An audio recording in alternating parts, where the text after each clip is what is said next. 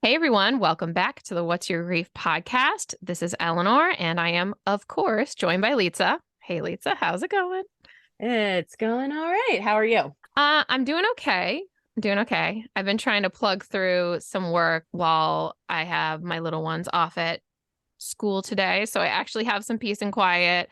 But I had one of those really frustrating technology experiences where I had written a large chunk of text and then lost it. And I was back to square one.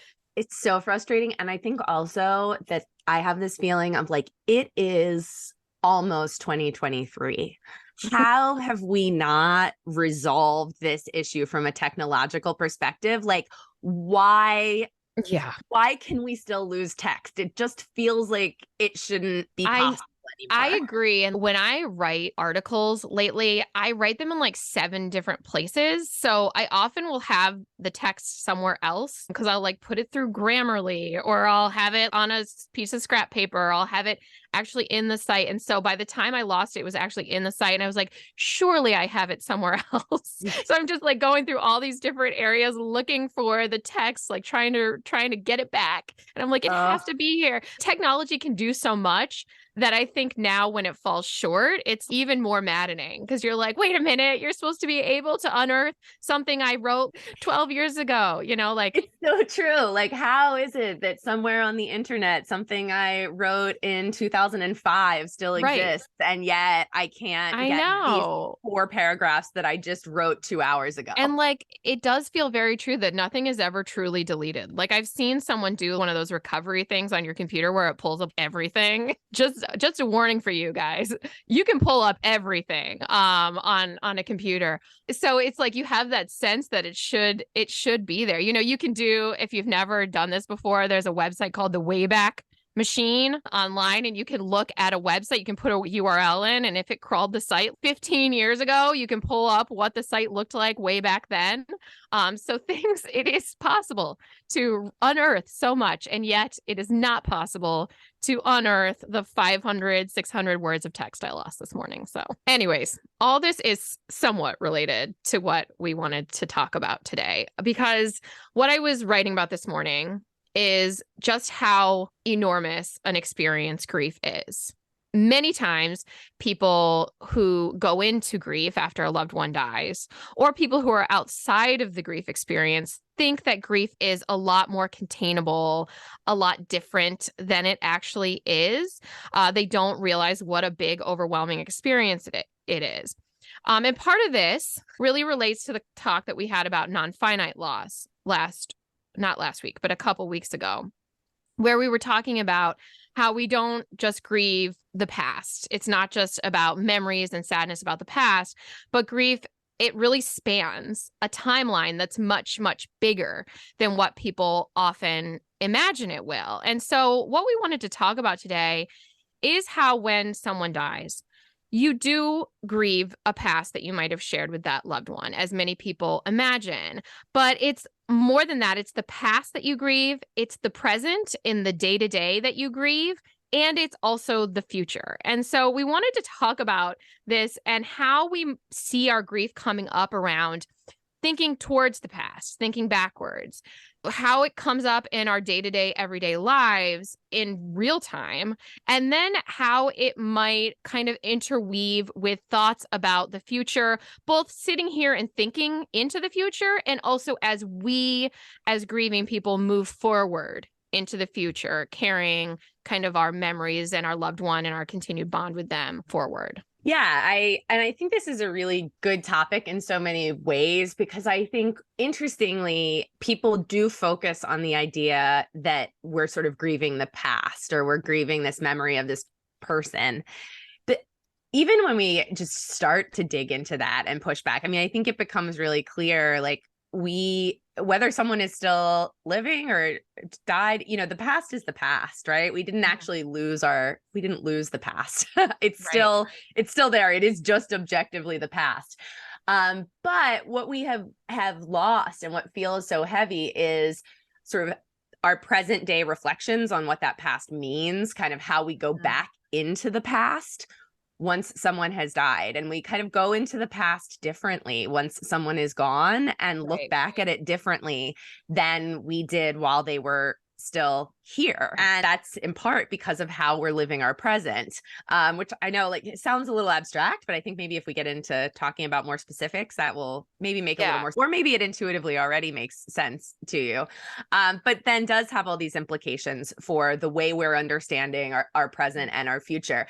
And I think you're exactly right. I just think we don't give a lot of space to this or give words to it sometimes, even though it's what many people who are grieving are living, is this complicated past, present, and future grief. Right. Yeah. Well, seeing as you've already started to introduce that idea of the past, let's start there. You said like how we grieve the past often has very much to do with how we view it through our lens, which is always going to be impacted by what we now know and how we now feel. So we talk all the time about hindsight bias and counterfactual thinking. So we are not completely objective in looking back at the past, and our memories of the past are not always completely accurate. But all that said, we feel what we feel and we think what we think, right? So there's a lot that we often have to wade through there. People often think that grief is about thinking about those memories and feeling sad that they're gone. That is like the small part of it. I think oftentimes those memories, there is a loss around those memories. One, because we don't get to repeat them into the future. Two, I think oftentimes when people think back towards their memories, especially in the very beginning, there can be a sense of loss because you can't always recall them without feeling that overwhelming sadness. So at first, those memories, it's like a loss as well because you can't necessarily access them and feel comfort in them. We do like to say that with time and coping and new perspectives, hopefully that will change and those memories actually become a comforting piece of your grief. But that's just one part of it. I think one of the things you and I have been talking about a little bit, Lita, is the fact that oftentimes our thoughts and our feelings as we're grieving the past are actually not those comforting memories.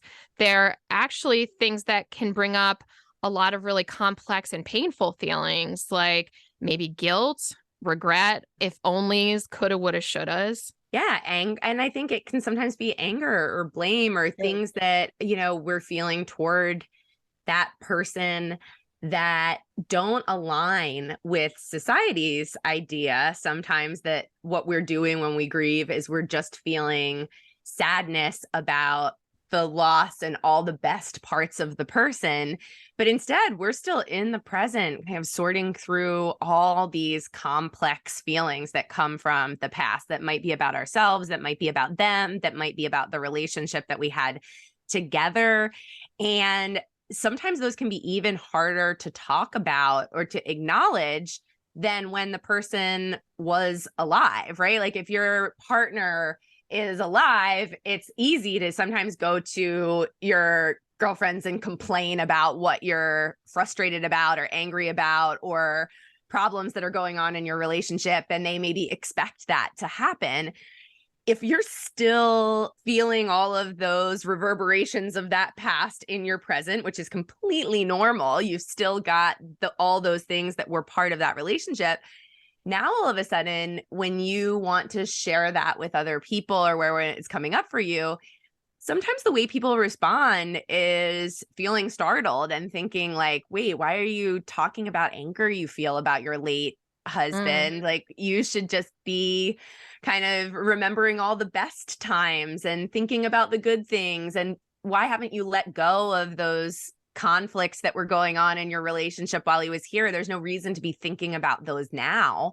But that's not what grief is about. We go back and we're grieving that the entire breadth and scope of that full relationship and that full human, the best and the worst of it.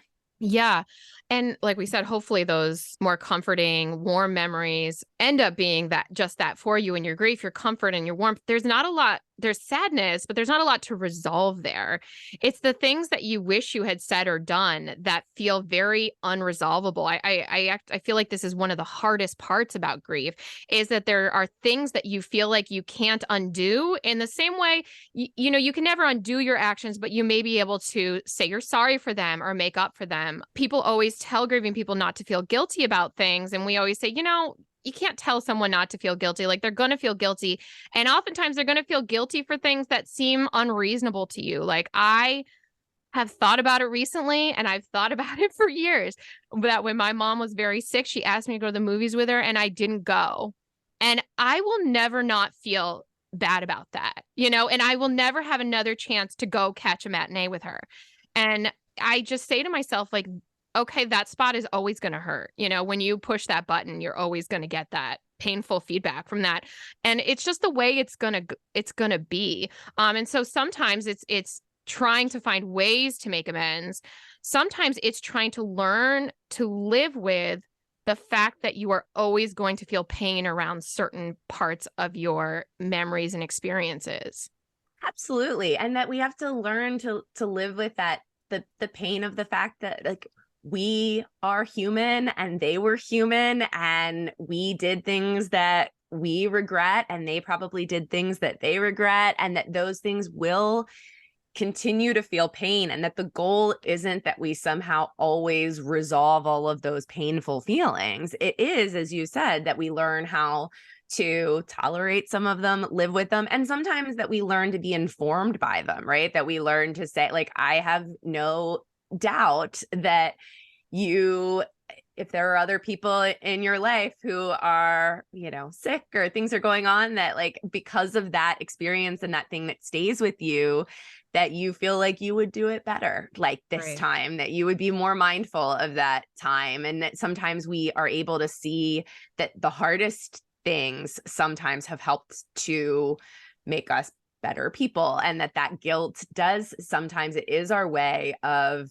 saying, hey, I want to do something better the next time. Or, I really don't feel like this aligned in those ways. And sometimes that is what the past does when we go back and we grieve it, is that we revisit it. It is that we're at the same time grieving it and we're learning from it, and it's affecting who we are in the present and in the future. Yeah.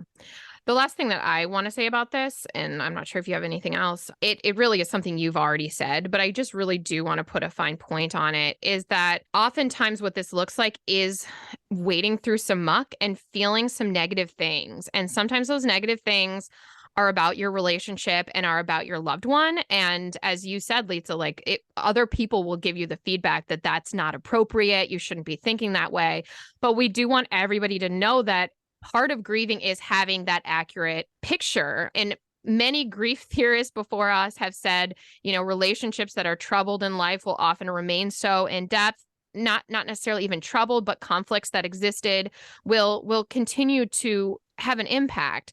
Some you might find peace with, but many you will not. And that is normal, and it is okay. It is okay to remember your loved one for the whole person that they were, and to remember your relationship for the ups and downs. Yeah. And to give yourself that space. And I think for me, I've thought about this a fair amount, because I think within my family, we've kind of dealt with this differently. But, my sister's partner who died of an overdose, I think when you lose someone where there has been really severe substance abuse involved, like there are so many complicated feelings in life and in death when that person is gone.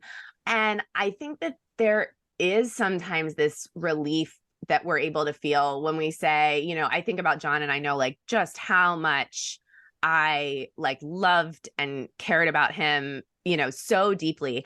And like that was true in life, despite the fact that I was often furious with him about things related to the substance use. Like there was so much anger.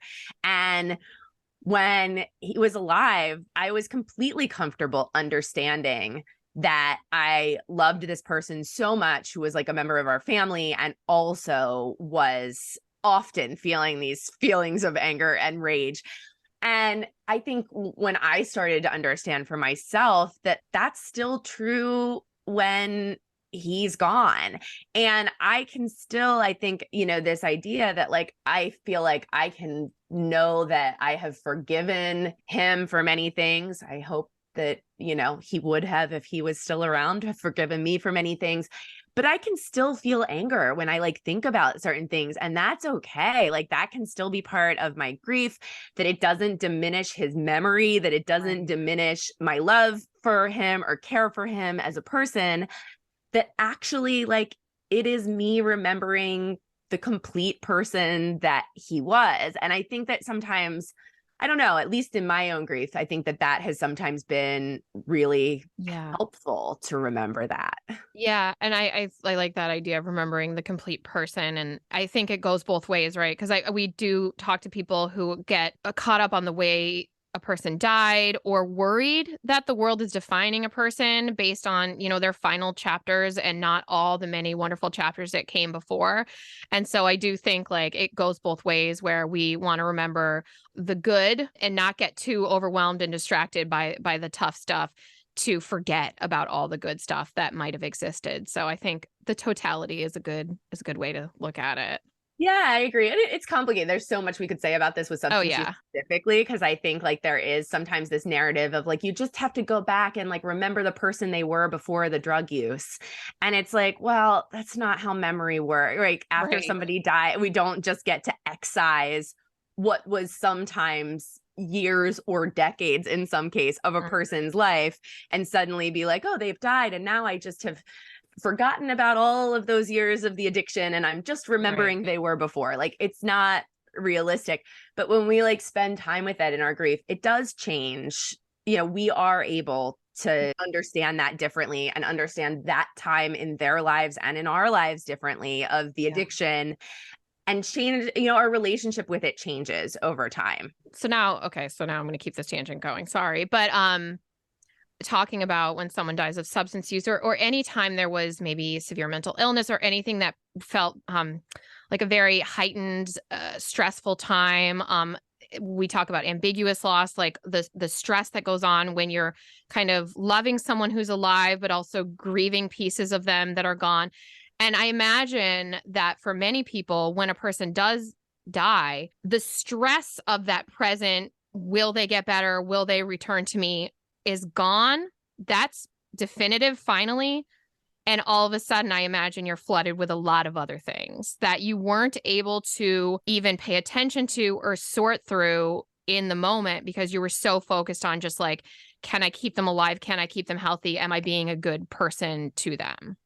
Oh, absolutely. I think that is so true. And it's such a big part of how we revisit the past differently once a person is gone, because suddenly the things that at the time in the past that we were consumed by look so different once someone has died. And that can be for so many reasons, right? Even when it wasn't necessarily fraught in some of those ways because of something like substance abuse or mental illness, but even if it was just caregiving, right? Even if it was just you were in your day-to-day of being a caregiver to somebody who had cancer or Alzheimer's or dementia or something like that. And so much becomes about survival, about just kind of trying to keep things as balanced as they can be, and you're keeping your head down and you're just kind of living through that day to day. And when that ends, you come up for air in the present, and then suddenly you're able to look at things and see things differently and recognize things that you weren't able to recognize at the time. And that's complicated, and sometimes it's also really lovely. We were actually just talking in the community last night. There were some people who got on for a session we did about going through a loved one's belongings after they've died. And we were talking about that experience. And one person shared that she had sort of done a little bit about this, and how all of a sudden she was seeing certain connections and recognizing certain things.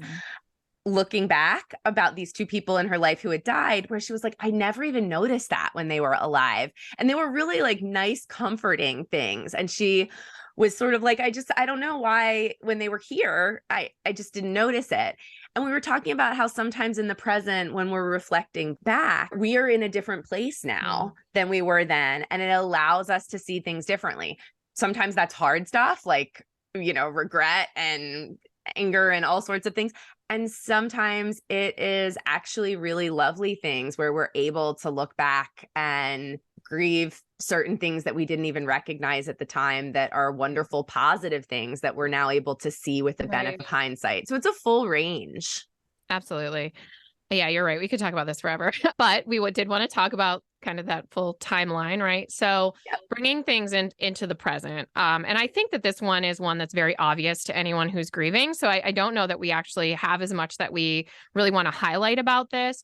I do think one of the things that makes grieving in the present really difficult is that now we're thinking about how we're dealing with the grief of the past and in the present and in the future, while also needing to live a life, right? And when I say that, I mean just like get up every day, probably go to work, pay bills, take care of kids. And so I think that when we think about grief in the present, we have to think about all the many different stressors and tasks and things that are really on someone's plate. Yeah, I think that this is the part of grief, you know, this present part, it's the living life after loss, where it isn't necessarily about just the things that we associate with grief, but actually seeing how the impact of our grief is rippling through our life, just in terms of, oh my gosh, I can't focus at work. Oh my gosh, I'm struggling to know what to do to manage stuff with my kids, or, you know, those sorts of things.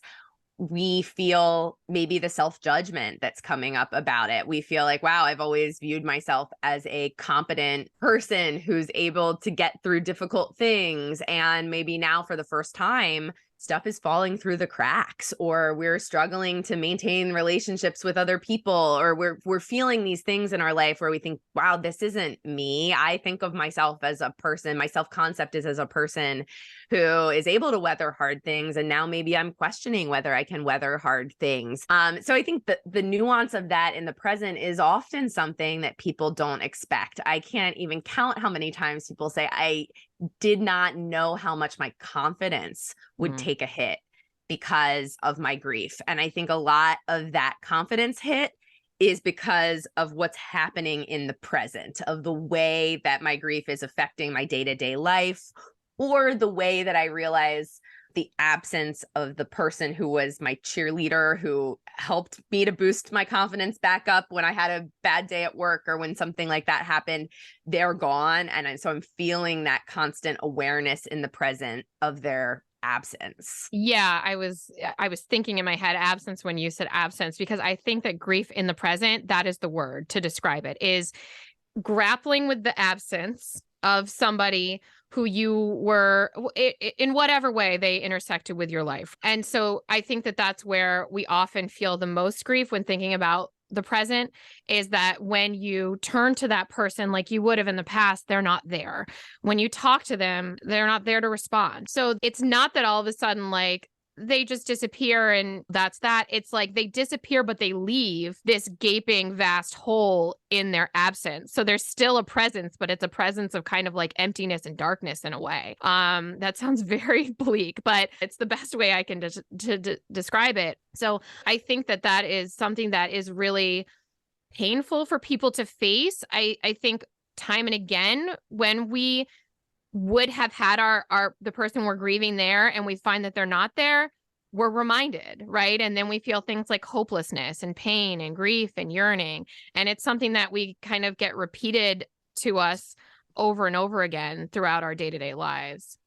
Yeah. And I think that the impact of that counterfactual thinking comes into play in the present a little bit as well, because I think we often do that thing where when where we look around and we just think, wow, if they were here, everything would be different, which is true. They would be here and that would be different. But I think we often also think everything would be better, or everything would be perfect, or everything would be ideal.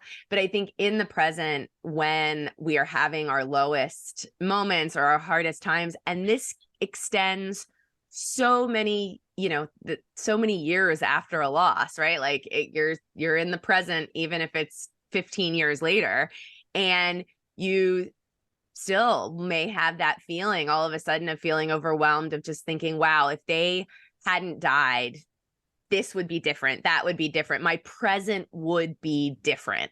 And that feeling for many people lasts for a very, very long time. And it comes up less often. We think about it less frequently, but there are still those moments where it comes up and we contrast the present that we're living with the present we believe we would be living if they were still here. Right.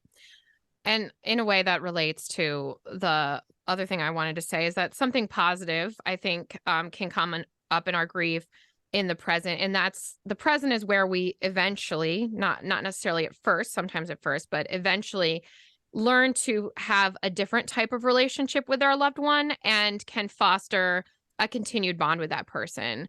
Sometimes we aren't going to have a continued bond. There are definitely relationships and times where a continued bond doesn't make sense. But if there was some good in that relationship, oftentimes there are certain ways that you will continue that bond with the person who died. So it happens differently for everybody, but the present day is often where you first experience that realization that I can still love you. I can still have a relationship with you in many ways. I can still stay connected to you even though you're gone. Yeah, I wrote a post about this, a few months ago. I don't know. Time is elastic. Who knows? But a while ago, not too long ago, about that idea that I do think there is sometimes this shift that we have where we suddenly realize that our relationship with a person isn't just about the past, and you have that moment where you go, oh, it's a relationship that is continuing in my present. And I think for me, that has often been those moments that are like the simplest things where I think like, oh, I said that because that's something that this person always used to say, or I see something in the world where I go, oh, like, wow, they would have loved this. Like they would have loved this thing. And we've written about that and talked about that before, this idea that we can suddenly experience things in the world that person never saw, never encountered. We go to a place that they never went to.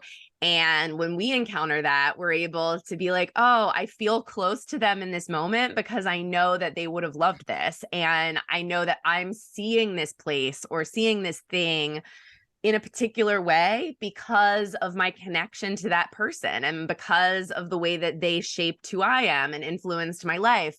And so suddenly it's not just about the past. It's not just about the life that person lived, but it's about the way that person continues to shape our present experience in the world. And I think that for me was a really helpful part of my grief when my dad died, and when I was still like 18, 19 years old, looking at this idea of a whole lifetime without this person who'd been so important, was understanding like, oh no, this person is still impacting my present, not just my past.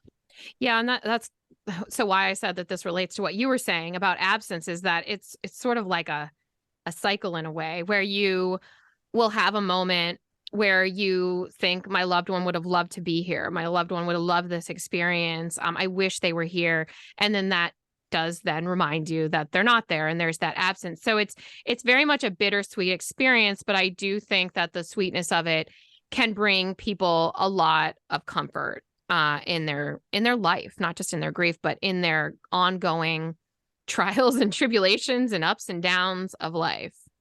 Yeah. And I think it is the reason that when, as we talked about many times and recently, of that idea of, grief kind of being ongoing and why that's not a bad thing, is because those moments, like that is part of our grief, those moments forever where that comes up and it is both a comfort and a sadness, but like wrapped all into one. And I think many of us wouldn't trade that for anything, right? Like we savor those moments and that reality about our lives because it is that connection to a person who meant so much. Yeah. So the last thing we wanted to talk about is how we grieve people into the future. And as you said, eventually the future does become present, but just sitting here where we are today, thinking about how we grieve the future. I think a lot of times what people will say is that when they experience a loss, it sort of splits their life in two, where there's the before and there's the after. And I've often thought that grief kind of transported me and my family into a whole other story, where the future that we thought my mom would have, that we thought us as a family and our relationships, the future we thought those would have, and then just the future I thought I would have, changed. My mother's death changed my future in a lot of ways. And so I think that there's a lot of ways that grief and loss can change the future, but also there are things that don't happen in the future that you will grieve. Yeah. And I think that idea, and this came up a bit in the episode about nonfinite loss, is if we think about the future as this thing that has never happened, there is this sense of like, how can you grieve something you never had? Or how can you grieve this thing that didn't exist? But our idea of the future, our imagined future, like that is something that is real. That is something to lose. Our belief, our hopes, our dreams, our imagination, like losing that is a huge loss. And it doesn't matter that we didn't live it. It matters that we didn't have the opportunity to live it and that we imagined it. And so I think sometimes giving yourself permission to recognize just how significant that is, and to grieve that, and to recognize that that imagined future is so much of why we go back and we look at the past differently. Because just like what you described about your family, I completely relate to that idea that like all of a sudden the loss happens and you're suddenly on this different path. You're on this completely different trajectory. And up until the loss, what we do as humans is we plan for the future. We think about the future. We set goals. We, do so many decisions that we make in our everyday life are based on that imagined future, the trajectory we think that we'll be on. And so all of a sudden, when we go through the loss and we end up on that new trajectory where everything looks different, we go back and we look at the past where we were making decisions based on the life we thought we were going to have. Mm-hmm. And now suddenly it all looks different, right? Like if you had known the trajectory that you were going to be on with your mom, like no doubt you would have said yes and gone to the movies with her. Right. But like, I think in certain ways, like we don't have the advantage of knowing how this was going to feel and knowing what life was going to look like and how this future was going to, all we knew was kind of how to every day make plans based on the imagined future that for years we thought would be our lives. Yeah, that's such a good point. And I can really relate to that in a lot of ways. Like you're so right. I think like just taking a personal example. Sorry, you have to hear about our losses a lot because we're the only two people here to give personal examples. But I think about it a lot now that I'm a mother with kids. And my mother had twice the kids that I have, right? She had 6 kids and my dad traveled a ton. And we were a disaster, like, and we were a mess. We didn't do chores. We were spoiled in many ways. We didn't have a lot of money, so we weren't spoiled with like stuff. But I look back on it and I was like, we thought that she was going to get people out of the house and retire, and there would be more time and more resources and more money and more everything. We thought her life was going to get easier. And knowing now that it never did, because she died right before that would have happened, I'm like, why didn't we do more to make her life easier when she was alive? And so you're so right that I would never have realized in the moment that that was something I would grieve later. But because I now know what happened, I'm like, damn it, why didn't I do it differently?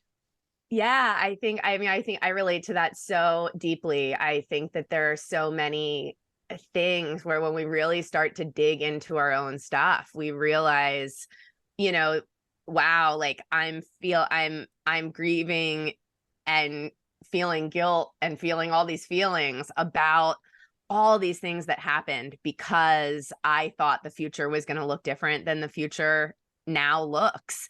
And it's hard to sort of have compassion for ourselves sometimes and go, wow, we were all doing the best we could with what we had at the moment. And we were making decisions based on a future that seemed reasonable at the time. Like your mom, like my dad, like they were young. They weren't at the age where we think that somebody is gonna Yeah. die. It was reasonable to believe that they were going to have a retirement or, this ongoing life. And so I think it really does make us look differently at our past.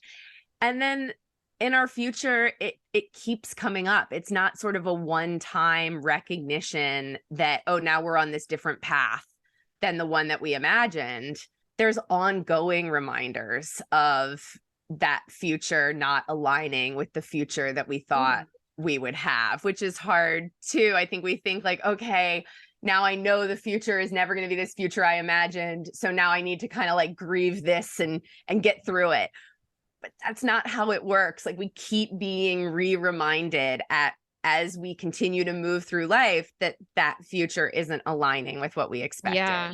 Yeah. And you're grieving for them, right? You feel sad for them, but you also are grieving for yourself. So it's like you're grieving the relationship that isn't there. So I think like there's a lot of pieces that you're grieving. You're grieving the fact that maybe someone who died very young never got a chance to fall in love or get married or know what it's like to become a parent or whatever it is that would have made them happy, you think. You're grieving the fact that they never got to retirement. You're grieving the fact that they never got to meet their grandchildren. You're grieving the fact that they didn't get one more holiday with you.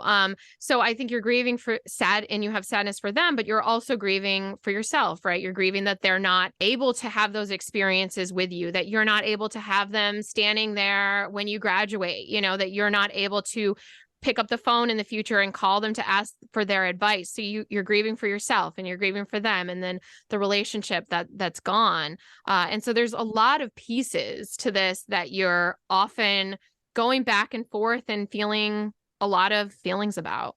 Yeah. And I think, I mean, not to guess another thing that you might be feeling, but I don't have kids, but I imagine that if I did, that I would also be grieving for them not getting a chance to have that person in their lives. Yeah. I would grieve that, my dad didn't get to meet my kids, I think, but I think I would also grieve that they didn't get to have this person in their life who made such a big impact on my life. Yeah. Wow, I just got teary. That doesn't happen very often. No, I know. I have felt that way too today. So something about this conversation. Like a teary day. Weird.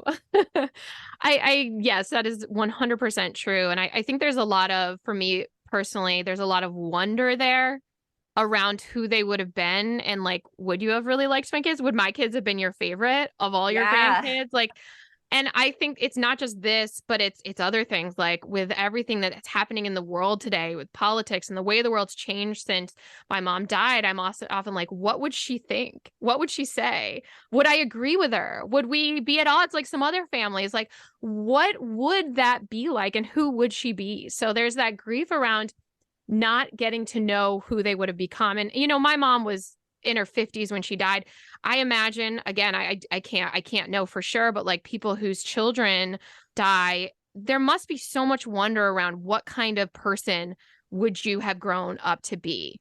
Oh, yeah. I was talking I was talking with a client about this when I think it's really interesting who had a child die, and I think this was a while ago, but I think that there's a tension sometimes for people who are bereaved parents who've had a child die. There's a tension between wanting to imagine who they would have been and finding comfort in that, and not wanting to imagine because it's almost more painful it's a reminder. And I think it goes back to that absence and presence a little bit. Like on the one hand, I think a continued bond, the idea of a dynamic continued bond is that it evolves, right? And so with time, as you see your child's friends getting older and moving to different phases of life, and you imagine where they might be, that there can be comfort in imagining this person who they would have become. And that is also sometimes this deep reminder of how much was lost and that whole future that doesn't exist and wouldn't exist, and that there's a real push and pull between that and, like so many things in grief, it's like holding both of them together, and sometimes going, in some ways, I know it makes my pain worse when I imagine this human that they would be now in the world, but also I get a comfort that comes from that too. And it feels sometimes worth it to have both of those things together. Yeah, it makes so much sense. And I imagine there are times where people feel like they can go there, and then there are times where they just don't feel like they can. Well, there's a lot. I feel like there's a lot. There's always a lot. There's always a lot. No, I know. In retrospect, I'm like, wow, I think we could have done a whole episode on like the past, the present, and the future. Yes, because there very is much. a lot to say about all of them. But I do think, if nothing else, at least for yourself, there's this value of like really exploring and giving space for all of it. And just, even if we didn't get into every detail of every aspect, there's probably a lot more things that people listening were thinking of. Hopefully this just maybe expands a little bit of space. Well, it'll look different. It'll look different for everyone, right? Like what they grieve in the past and the present and the future will look different for every person, just because grief is so unique. So like, you're right. If you could take one thing, it's just knowing that we do grieve in this dynamic way, and our loss doesn't just exist in the past, and we don't just grieve the past. And if anyone ever gives you pushback about, why are you struggling so much? Why is this so overwhelming? Just let them know, this isn't just about, thinking about the past. It's about what this loss means for me and for us in the present, and everything that has been lost into the future. And that is a very, very, very big thing. A very big thing. Well, thanks to everybody for tuning in today. In the, info, we will share a reminder about where you can pick up our book, because we would still love for you to do that. And also, we will share the link to our community. We are about to be kind of putting out a little invite to get some more people into the community, which has been building, I think, into a really great space where we do a lot of really good stuff every week. And so if you're interested in the community, we'll put the link there again, and you can check it out. There's no long-term commitment there. You can join for a month, and if you don't like it or it's not your thing, you can cancel whenever you'd like. Yep. And as always, you can find our website at whatsyourgrief.com, and you can email us at whatsyourgrief@gmail.com.